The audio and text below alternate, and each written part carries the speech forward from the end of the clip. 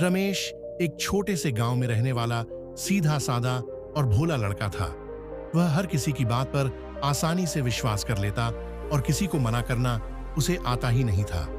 गांव में दुकानदार उसे ज्यादा पैसे में सामान दे देता, दोस्त उसके पैसे उधार लेकर लौटाते नहीं और कई लोग उसे अपने काम में बेवजह फंसा लेते। फिर भी रमेश मुस्कुराता रहता। एक दिन रमेश की मां ने उससे कहा, बेटा, दुनिया बहुत चालाक है, हर किसी पर भरोसा मत किया कर। भोलेपन में नुकसान उठाना अच्छी बात नहीं।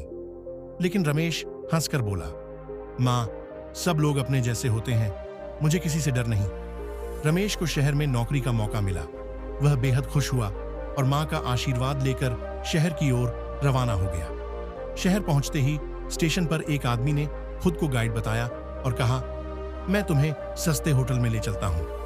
रमेश साथ चल पड़ा। बाद में पता चला कि वह होटल महंगा था और उस आदमी को कमीशन मिला था। रमेश को एक प्राइवेट ऑफिस में क्लर्क की नौकरी मिली। वह खूब मेहनत करता, लेकिन उसका बॉस उसकी भोलेपन का फायदा उठाकर दूसरे कर्मचारियों का काम भी उसी से करवाता। ऑफिस में रमेश की दोस्ती रोहित नाम के लड़के से हुई। रोहित ने रमेश से पैसे उधार लिए और कहा, 2 दिन में लौटा दूंगा। लेकिन फिर वह ऑफिस ही छोड़कर चला गया। रमेश को पहली बार यह एहसास हुआ कि दुनिया में सभी वैसे नहीं होते जैसे वह सोचता था। उसका दिल टूटा, लेकिन उसने पहली बार खुद से कहा, अब और नहीं। रमेश ने किताबें पढ़नी शुरू की, जीवन कौशल, व्यवहार और चतुराई पर। उसने अपने ऑफिस के एक समझदार सहकर्मी से भी सीखना शुरू किया कि कैसे लोगों की नीयत पहचाने। अब रमेश ने ना कहना सीख लिया था। एक दिन बॉस ने फिर से अतिरिक्त काम देने की कोशिश की तो रमेश ने विनम्रता से मना कर दिया और कहा, मैं अपना काम पूरा कर चुका हूं, बाकी लोग भी जिम्मेदार हैं। रमेश ने मां को पत्र लिखा, मां, तुम सही कहती थीं, अब मैं भोला नहीं, समझदार बन गया हूं। अब कोई मुझे यूं ही मूर्ख नहीं बना सकता।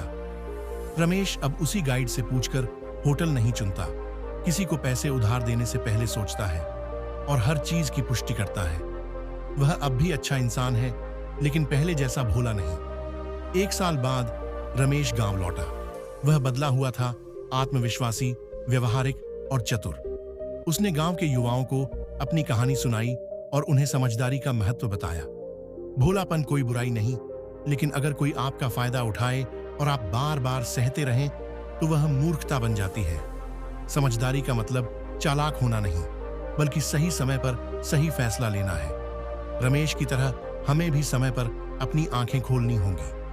दुनिया के हर कोने में अच्छाई भी है और चालाकी भी। भोलापन छोड़कर जब हम समझदार बनते हैं, तभी हम अपनी जिंदगी को सही दिशा दे सकते हैं।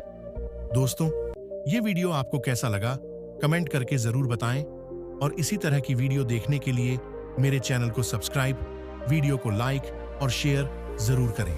धन्यवाद।